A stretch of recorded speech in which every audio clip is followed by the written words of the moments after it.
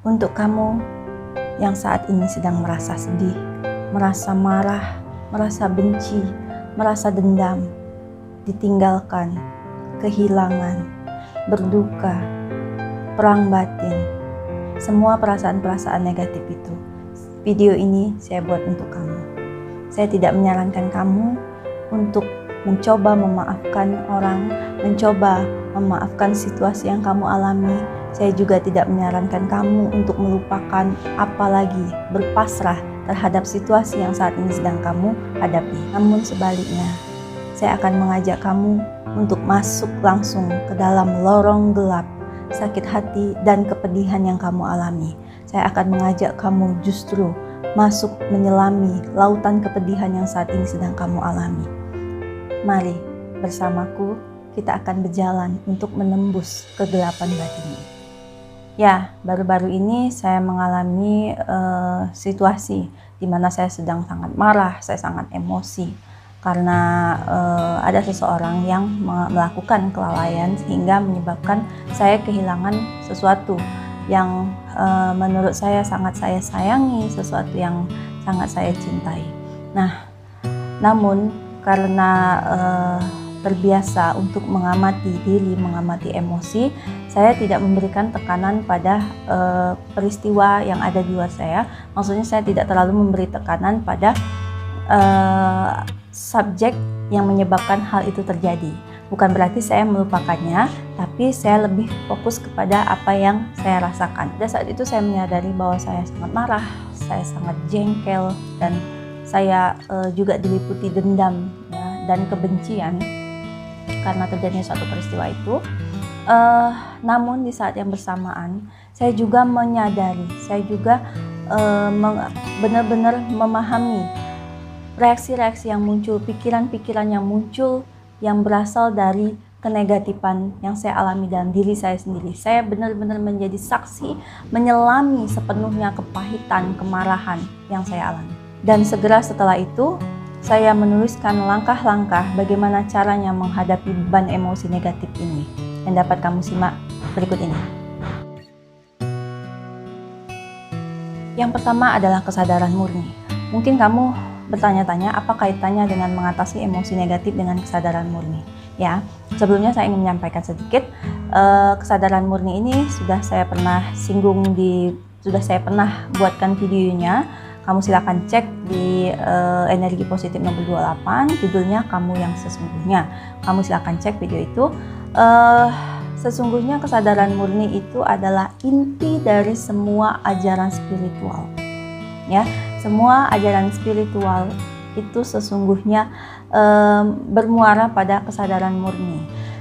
Tata laku atau tirakat yang dilakukan dalam spiritual itu sesungguhnya adalah untuk mencapai tataran kesadaran murni. Nah, kesadaran murni itu sendiri adalah apa yang kita sebut sebagai diri sejati, jiwa sejati, ada yang juga menyebutnya roh.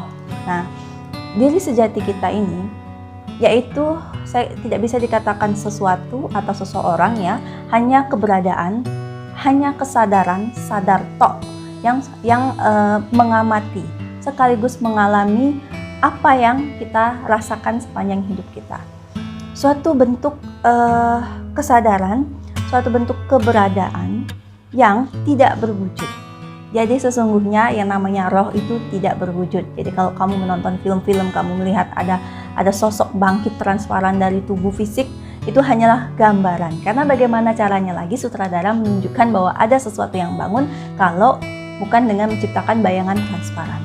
Tapi diri kita yang sesungguhnya adalah lebih dari itu, tidak berwujud, dan juga tidak memiliki kelekatan apapun, apalagi penderitaan. Penderitaan adalah bukan kesejatian kita. Mari kita masuk lebih dalam.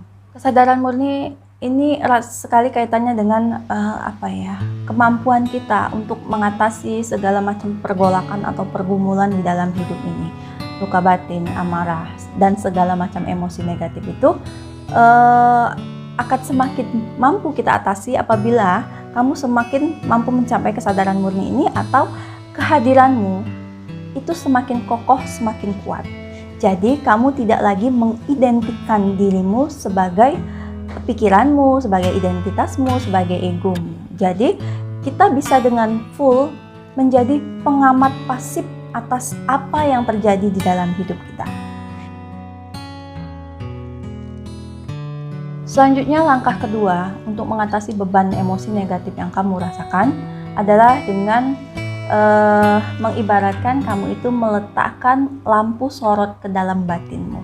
Kamu tahu kan lampu sorot yang seperti digunakan oleh para dokter bedah di meja operasi, sangat terang gitu ya. Jadi bayangkan ketika kamu sedang sangat marah, ketika kamu sedang sangat sedih, ketika perasaan negatif itu muncul, amati sepenuhnya.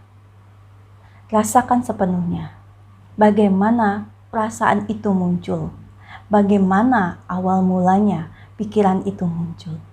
Bayangkan kesadaranmu. Kamu yang mengamati tadi layaknya seperti lampu sorot. Kamu amati kapan bermulanya, bagaimana mekanismenya tiba-tiba pikiran itu datang, bagaimana langkah-langkah awalnya pikiran itu muncul sehingga menimbulkan rasa yang negatif.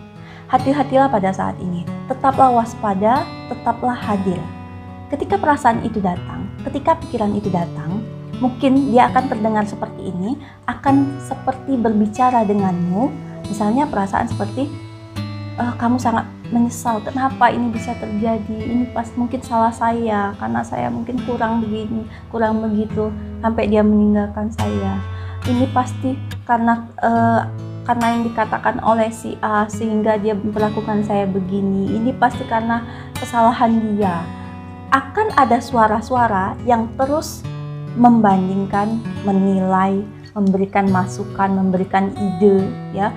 Hal itu nanti, suara-suara itu kamu dengarkan, tapi biasanya kalau kamu tidak hadir, kamu tidak meletakkan lampu sorot itu pada suara-suara itu tidak akan kamu sadari. Kamulah suara itu. Dan tidak ada hal lain yang dapat kamu lakukan. Kamu terus mengalir di dalam arus ganas pikiran negatif tersebut. Tapi begitu kamu hadir, kamu akan mengamati kapan suara itu mulai muncul. Suara itu akan cepat sekali berganti. Disitulah kita mulai. Pertama kali kamu mendengar suara itu, ya, biasanya orang-orang yang menghadapi trauma atau yang menjadi korban perasaan atau korban situasi atau apapun yang kemudian merasakan emosi negatif tersebut yang sudah saya jelaskan di awal video, dia akan teringat, kemudian dia akan sadar bahwa dia tidak perlu menyimpan perasaan marah itu, kemudian dia ingat lagi, jatuh bangun melelahkan dari perasaan itu, ya. Jadi seolah berputar-putar pada emosi itu. Ketika pikiran itu datang, pikiran pertama datang, tangkaplah, peganglah. Itulah pikiran negatif yang pertama. Hadirlah sepenuhnya. Ya, rasakan, kenali apa yang dikatakan oleh pikiran itu. Kenali tanpa harus ikut larut di dalam pikiran itu. Hadirlah hanya sebagai pengamat. Katakanlah kepada dirimu sendiri, ini salah satu contoh yang dapat kamu praktekkan. Ketika pikiran pertama muncul, kamu tahu, pada akhirnya kamu tahu apa yang dikatakan pikiran pertama tadi, pemikiran pertama tadi, katakan dalam dirimu, oke, aku mendengarkan, ini dia awalnya. Tadinya saya tidak sadar bahwa percakapan itu muncul. Oke, dengarkan saja suara-suara itu, dengarkan tanpa harus terpengaruh. Jadilah pengamat, jadilah seperti penonton yang tidak ikut harus larut di dalam percekcokan itu. Jadi pada saat yang bersamaan, ketika pemikiran muncul, secara fisik kamu dapat merasakan rasa sesak, ya, rasa gemuruh di dada, gemuruh di kepala, kemudian ada seperti seperti rasa yang berkumpul menekan di dada. Itu dapat kamu rasakan secara fisik. Dan kalau kamu punya waktu untuk mengamati, biasanya ketika marah, otomatis detak jantung itu semakin cepat. Tapi karena kita biasa terkondisi dengan keadaan yang tanpa sadar, maka kita jarang memperhatikan hal tersebut. Nah, itulah dia beban yang kamu rasakan, emosi, sesak yang juga kamu rasakan sampai ke fisik. Itulah yang disebut energi. Itulah energi. Segala sesuatu adalah energi, termasuk emosi. Apalagi emosi negatif itu mengandung energi yang sangat besar. Makanya Jika emosi ini terus-menerus kau biarkan tanpa kamu sadari, maka energi itu akan terjebak di dalam dirimu.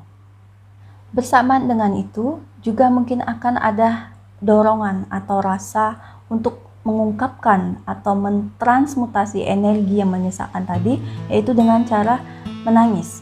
Kadang-kadang karena kekesalan sangat memuncak, kemarahan, dan juga kesedihan yang luar biasa, maka dorongan untuk menangis itu terjadi secara begitu saja, ya, natural.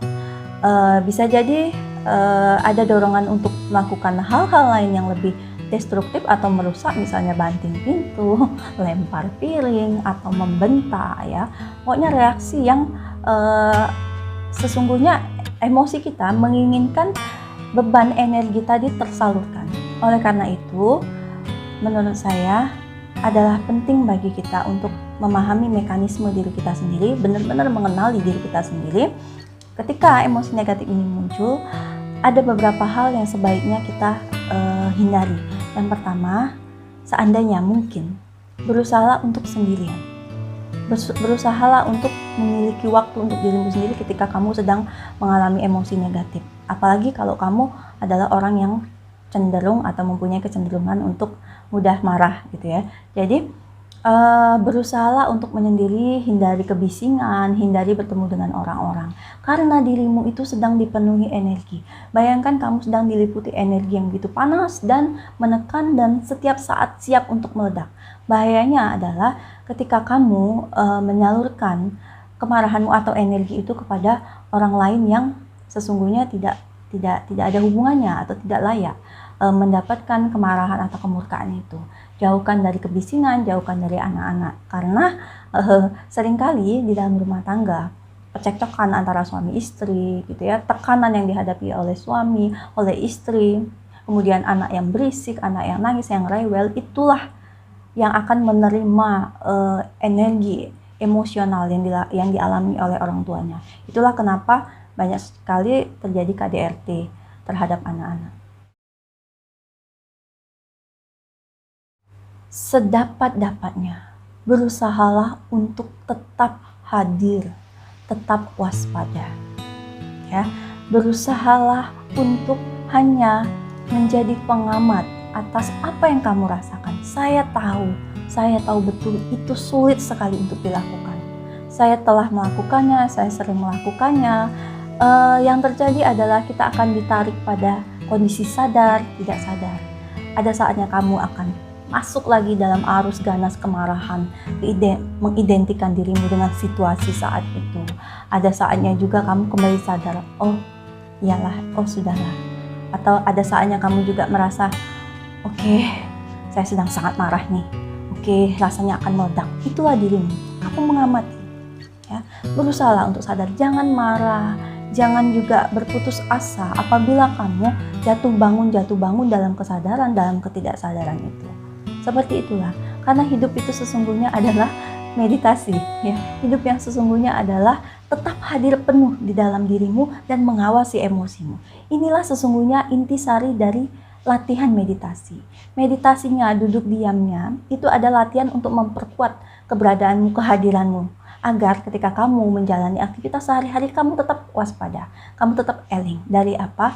Dari serangan ganas arus pikiran. Pikiran siapa? Ya kita diri sendiri. Pikiran itu, identitas itu diri kita juga. Tapi bukan diri kita yang sejati. Diri kita yang sejati hanya mengamati.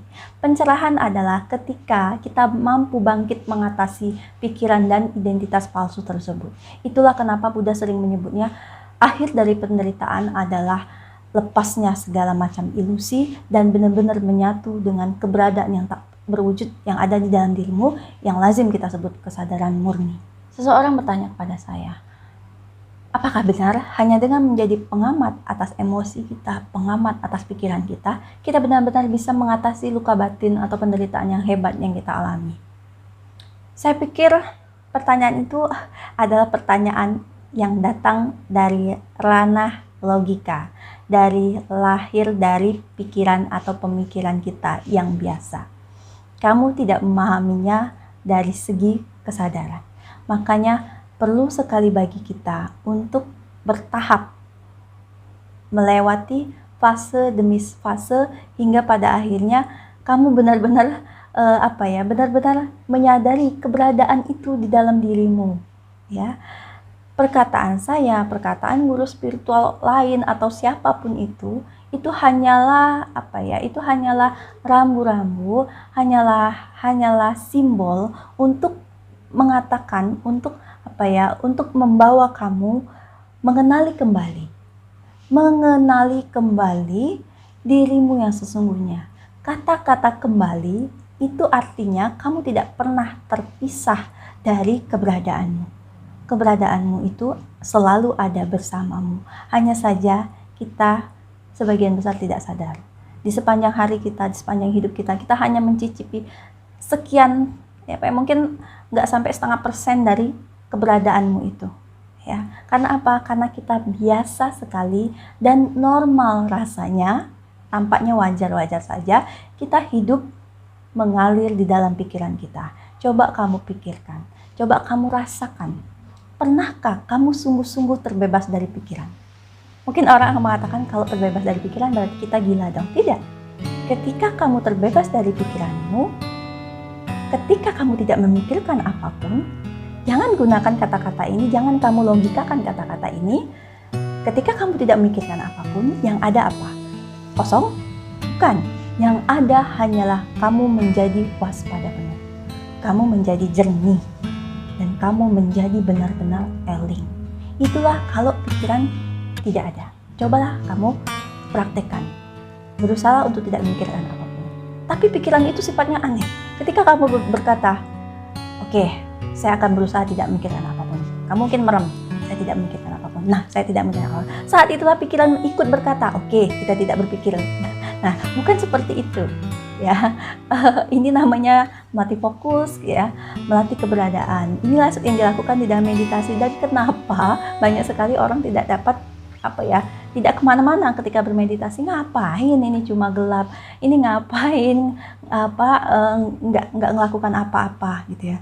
Kamu tidak menyadari bahwa ada yang sadar ketika kamu sedang tidak melakukan apa-apa. Nah, itulah pengamat itu. Saya yakin kamu mengerti.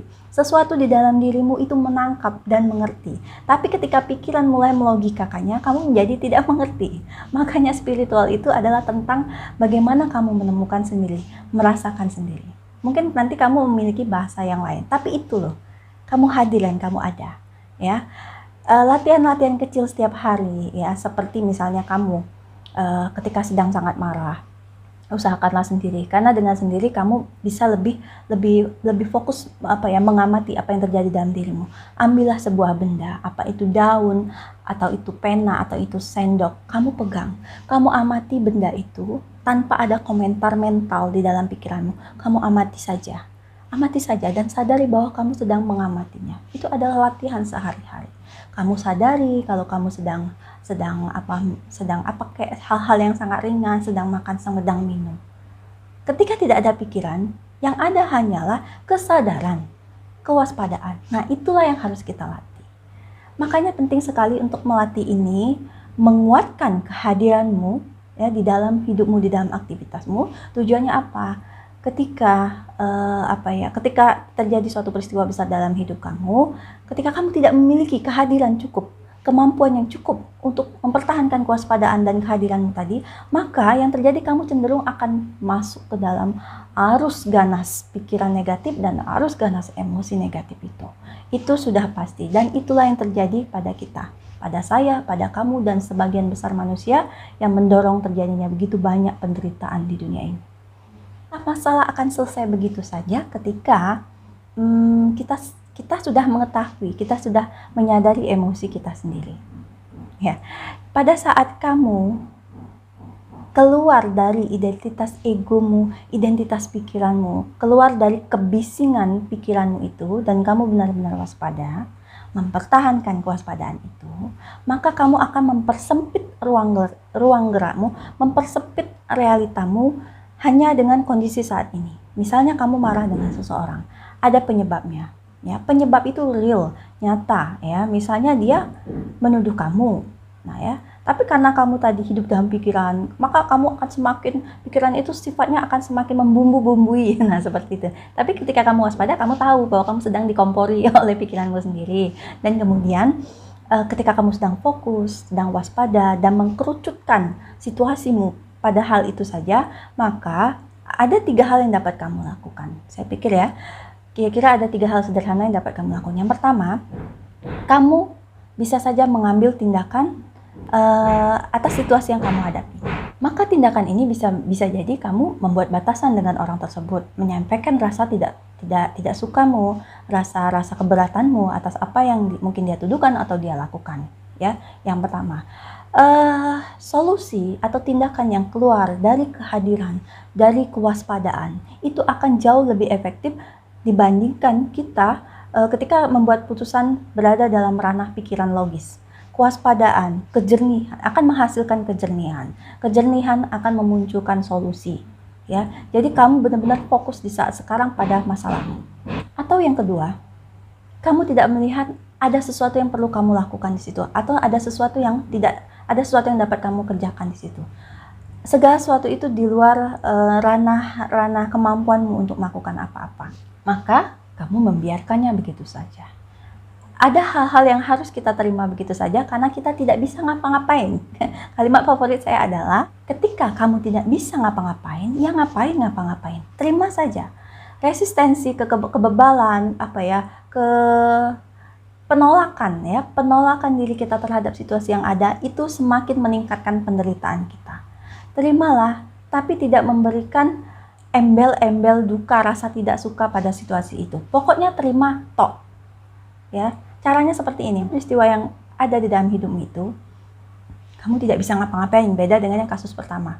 Kamu hanya bisa menerima situasi itu. Ya terima saja. Jangan menambah-nambahi saya tidak suka, saya tidak senang, dan sebagainya. Itu adalah kerja pikiran. Ini kamu, disitulah kamu, apapun yang terjadi, terimalah tanpa menambah-nambahi. Tidak perlu dibumbu-bumbui, tidak perlu dipersulit. Tapi terima, tok, itu saja. Tanpa label, tanpa memberi judul atau reaksi atas apapun. Itu kuncinya dan penting sekali. Kemudian yang ketiga, ada sesuatu yang dapat kamu kerjakan, tapi kamu tidak bisa mengerjakannya sekarang. Kamu perlu menundanya. Jadi sebenarnya untuk menghadapi situasi seperti itu, ada 3 hal tadi. 1, kamu mengambil tindakan tertentu. Kedua, kamu menerima tanpa banyak resistensi atau komentar-komentar mental, label. Ketiga, kamu menunggu saat yang tepat untuk mengambil tindakan.